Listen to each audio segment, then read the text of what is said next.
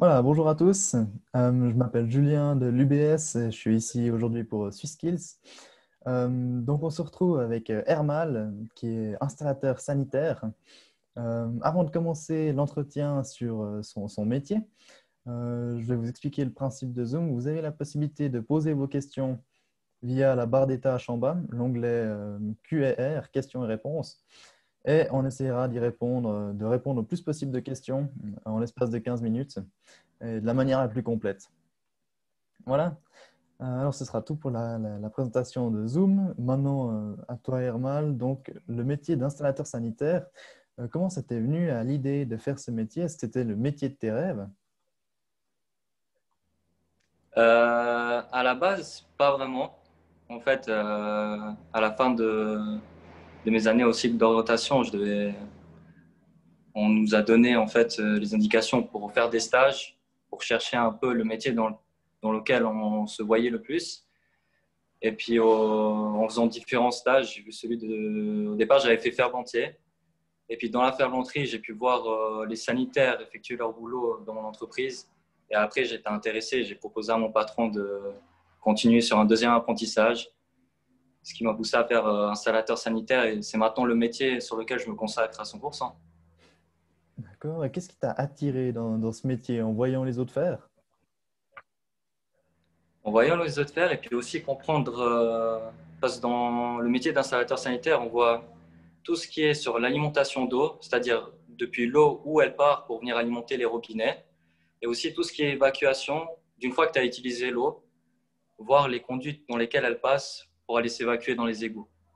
D'accord. Et j'ai trouvé intéressant le système pour voir comment ça se passait. Donc, en quoi ça consiste concrètement? Il y a plusieurs installations qu'on peut faire en tant qu'installateur sanitaire. Oui. Alors, pour ce qui est dans les bâtiments, on s'occupe d'alimenter tous les appareils en eau, que ce soit pour la cuisine, les lavabos, les WC. Et ensuite, on s'occupe de récupérer l'eau utilisée pour les renvoyer aux égouts. Et il y a plusieurs variétés. Ça peut être aussi pour une piscine, dans un bâtiment, ça peut être dans une villa. Dans mon parcours, j'ai eu l'occasion de faire un hôpital et on voit un peu la complexité du système sur les différentes installations pour le sanitaire. Donc, ça change pas mal des bancs d'école. Est-ce que c'est Ouais, pénible au clairement. début? Est-ce que ça change beaucoup? Il y a Oui. plus de difficultés? Bah, je dirais un point négatif, c'est s'adapter au début. C'est vrai qu'à l'école, on a l'habitude de commencer à 8h, finir à 11h30, finir notre journée à 4h30. Là, c'est différent. On commence plus tôt le matin, on finit plus tard le soir. On a moins de temps de pause à midi. Et c'est le premier point. Mais après un mois, tu prends l'habitude et après, tu oublies carrément l'école et ça va tout seul, quoi. Ouais, il n'y a plus de mercredi après-midi congé ou comme ça. Non, non plus, ouais. Non, non, plus du tout. Non, c'est clair. Est-ce que ça correspond quand même à tes attentes, ce métier finalement? Oui, non, en tout cas, je m'y retrouve bien. J'aime bien l'aspect où, parce que dans le métier de sanitaire, il faut être précis, il faut faire un beau boulot. Quand tu le vois, tu dois voir que c'est quelqu'un qui a fait un beau travail. Tu vois tout de suite la différence entre une personne qui a mal fait son travail et puis une personne qui l'a bien fait. Ça joue aussi sur les détails et ça. Et puis moi, où il faut être pointueux, et ça, j'ai du plaisir à le faire. Et puis, ouais, c'est quelque chose qui me correspond bien. Et il y a des tâches que tu préfères faire dans ce métier? J'aime bien un peu tout ce qui est complexe, disons sur les gros chantiers, par exemple les bâtiments et ça. Sur tout ce qui est récupération des eaux usées, c'est-à-dire les eaux utilisées. Pour vulgariser un peu, on appelle ça une araignée. C'est vraiment des conduites qui partent dans tous les sens pour venir récupérer l'eau qui a été utilisée, puis aussi tout ce qui est alimentation. Vraiment tout ce qui est gros et puis qui demande beaucoup de travail, beaucoup de temps, mais au final, le résultat, il est plaisant à voir. Top. Et puis à l'inverse, est-ce qu'il y a des tâches que tu aimes moins faire, peut-être sur les plus petits chantiers ou bien… Ben, disons, les tâches un peu dans le métier de sanitaire, il y a aussi la catégorie des dépanneurs. On a besoin d'eux. Si on a un souci, ils doivent venir, ils doivent être là, que ce soit pour, par exemple, déboucher des WC ou bien déboucher des lavabos. Un peu, on peut dire, le sale boulot. Mais à part ça, ça va. On n'est pas vraiment en contact avec la saleté. Ça, en principe, on fait que du neuf. Il n'y a encore rien qui est passé dans nos écoulements. Et ça, il ne faut pas trop croire que parce qu'on installe des WC et ça, on voit tout ce qui est un peu ce qui passe après dans les toilettes. Ce n'est pas vraiment le cas. Ça peut arriver, mais ça, c'est plus dans les cas des rénovations. Et encore, ça va. Donc vous faites rénovation et aussi à neuf. Je pense que ça rassure Oui, déjà certains oui, qui ont oui. pas tout ce qu'il y a dans les toilettes. Non, non, c'est clair. Voilà. Donc rénovation et à neuf, et puis tu as une préférence entre les deux? Je préfère à neuf, Mhm. personnellement.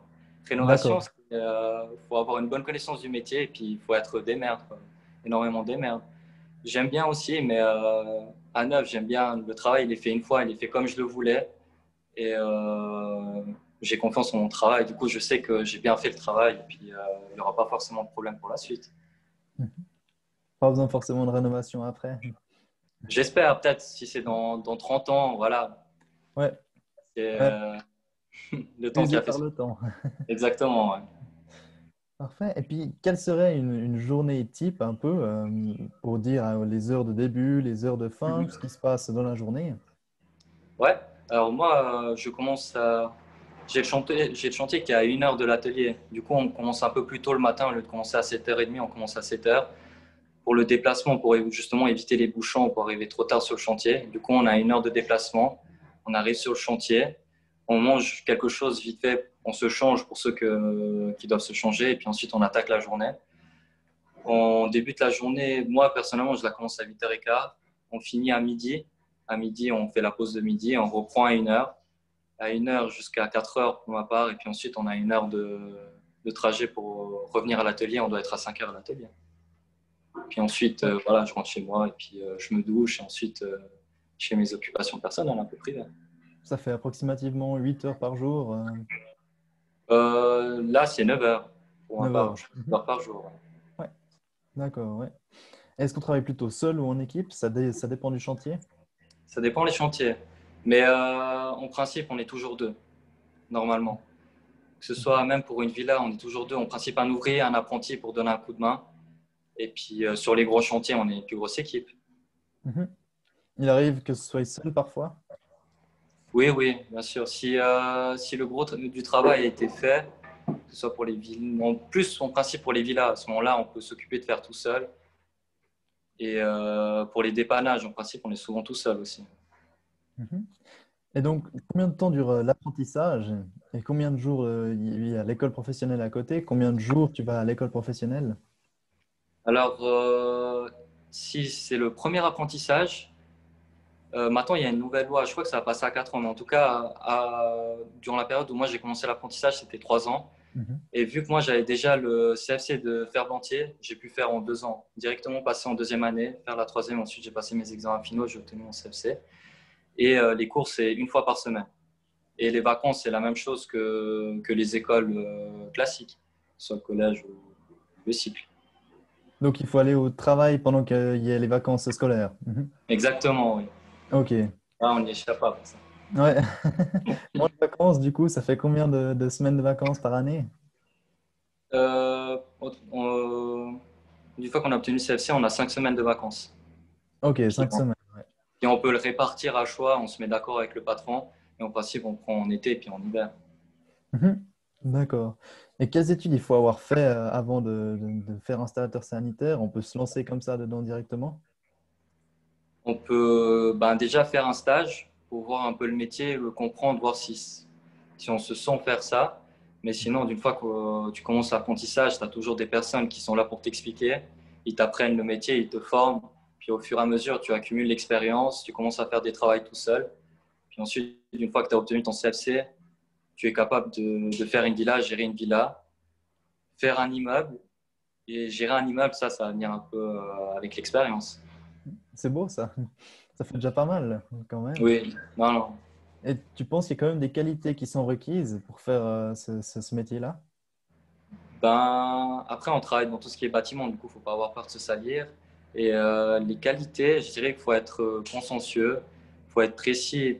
D'une fois qu'on te donne un plan, tu dois être si le WC est bien, par exemple, je dis à 40 centimètres du mur, il faut qu'il soit à 40 centimètres du mur. Ils ont tout calculé pour qu'il y ait la place pour les WC, les lavabos, pour la baignoire. Il faut être précis selon les plans qu'on te donne. Tu as des anecdotes par rapport à ça, des clients satisfaits ou bien mécontents alors ce qu'ils avaient prévu déjà comme ça à la base? Ben, oui, il y a quand même il y a certains clients, ils sont, bon, ça c'est plus pour ceux qui ont les moyens, mais ils font une méthode, ils voient une salle de bain d'une manière, et d'un coup, ça leur plaît pas. Ils veulent pas le laisser là, ils veulent le déplacer ailleurs. Du coup, il faut tout recommencer le travail. En principe, si le mur il n'est pas monté, ben, faut péter le sol, dépend comment, passer sous le carrelage, revenir sur le mur pour déplacer les WC et ça. Et puis, j'avais une dame, elle a changé 4 fois d'avis avant de vouloir vraiment la salle de bain comme elle le voulait. Du coup, souvent, il y a des clients un peu plus qui voient les choses vraiment comme ils le veulent et puis sont un peu plus stricts sur la manière dont ils veulent les choses. Ouais, donc il n'y a pas le choix. Une fois que c'est fait, il faut tout recommencer Oui. si on veut. Le client, il décide de comment il veut. Tant qu'il paye, on fait comme il veut lui. Tu vois. Même Mhm. après, des fois, on peut râler, mais de toute façon, le travail il doit être fait. D'accord. Et également pour les dépannages, ça t'arrive de travailler le week-end ou bien hors des heures? Ça peut arriver si vraiment il y a des urgences, mais en principe, en principe, on peut toujours repousser au lendemain si vraiment s'il y a une fuite ou ça goûte, ça peut attendre au lendemain. C'est vraiment si tu as un jet d'eau qui part, là, à ce moment-là, il faut intervenir tout de suite. Mais en principe, on arrive toujours à s'arranger avec le client pour convenir une heure où on peut être disponible. Et pour le soir, ça peut arriver par exemple, s'il y a des travaux à effectuer, que ce soit dans les hôpitaux qui sont en fonction, où on peut pas couper l'eau quand on veut en fait.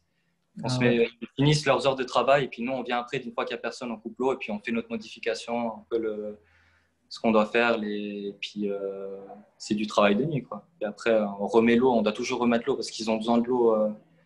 Ça dépend les jours. Enfin, ils doivent avoir de l'eau tous les jours en tout cas à disposition. Donc ça peut arriver quand même qu'il y ait des horaires imprécis. Oui, ça peut arriver. Hein. Ça peut arriver. D'accord. Et puis la question maintenant que tout le monde attend, ce serait quel est le salaire moyen d'un apprenti dans cette profession? Alors, le salaire moyen, c'est noté dans la convention collective de la technique du bâtiment. Pour ce qui est, ça regroupe les couvreurs, ferblantiers, installateurs sanitaires et chauffage. Et si je me souviens bien, la première année après l'apprentissage, on est payé 27 francs de l'heure. Et après, ça augmente de 1 franc chaque année jusqu'à 3 ans. Et puis après, la qualité de ton travail fait aussi un peu ton salaire. Du coup, si tu es vraiment quelqu'un qui fait un beau travail, qui prend de grosses responsabilités, que ce soit pour diriger des chantiers et ça, à ce moment-là, on peut négocier le salaire avec le patron. Mais au début, ouais, si je me souviens bien, la première année, c'est 27 francs. Ensuite, ça augmente de 1 franc chaque année. Et ça dépend de l'employeur s'il décide de donner un peu plus aussi. Exactement, oui. Mhm. Après, ton travail représente un peu ton salaire. Puis, Mhm. faut être capable. C'est vraiment une question de savoir prendre des responsabilités. Il n'y a pas tout le monde qui veut prendre des responsabilités pour gérer des grands chantiers. Et ça, bah, c'est quelque chose où tu dois être actif de partout. Tu dois savoir où t'en es, que ce soit ton équipe qui travaille là-bas, ton équipe qui travaille là-bas. Tu dois être à l'écoute des architectes s'il y a des modifications par rapport au plan et ça. Et tout ça, c'est un stress supplémentaire. Et quelqu'un qui sait gérer ça, c'est quelqu'un qui a de la valeur et on va dire qui mérite un meilleur salaire. C'est une belle morale. Est-ce que Ouais. tu aurais un petit conseil à donner à ceux qui voudraient se lancer dans ce métier? Euh, je dirais, bah, trouver quand même, regarder une entreprise qui a des bons retours par rapport à leurs apprentis. Regarder si, bah, par exemple, mon entreprise, j'étais pas le premier à participer au championnat suisse. Du coup, c'est un peu une bonne argumentation pour aller dans cette entreprise. Mais après, je recommande toujours de faire un stage. Parce que souvent, on ne tombe pas avec les collègues que l'on veut et chacun a sa manière de penser et puis sa manière de parler aux gens ou bien de se comporter. Du coup, toujours faire un stage avant voir si tu te sens à l'aise avec les différents collègues, avec qui, si tu vas dans cette entreprise, si tu te vois aller dans cette entreprise, si tu t'entends bien avec eux. Parce que là, quand même, là, si tu travailles avec des personnes avec qui tu aimes bien travailler, le travail va être beaucoup mieux fait. Et puis, si tu prends du plaisir aussi avec les personnes avec qui tu travailles, c'est toujours mieux et tu vas toujours mieux apprendre. Du coup, toujours faire un stage quand même avant de rentrer dans une entreprise pour voir si tu te sens à l'aise avec les personnes que tu travailles. Bien, un bon conseil. Alors, merci pour ce conseil et puis pour cette interview. De rien. Chers élèves, vous pourrez retrouver l'interview en intégralité sur le site de SwissSkills. Il y a également d'autres métiers à découvrir. On va continuer à faire les lives cet après-midi et ils seront tous disponibles sur le site dès demain. Voilà, encore merci Hermal pour cette interview, cet entretien. Et de rien, avec plaisir. Et Merci à vous puis, aussi. je te souhaite une bonne journée. Merci pareillement. À bientôt. À bientôt. Une bonne journée. Ciao, ciao.